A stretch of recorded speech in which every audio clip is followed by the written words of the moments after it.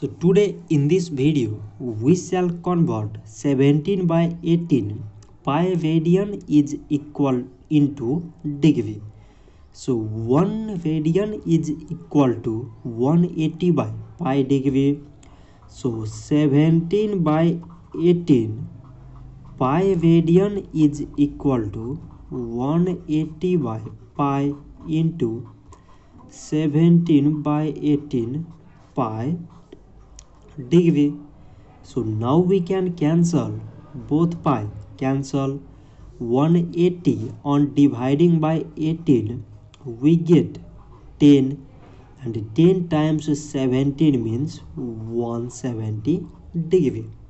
So 17 by 18 pi radian is equal to 170 degree.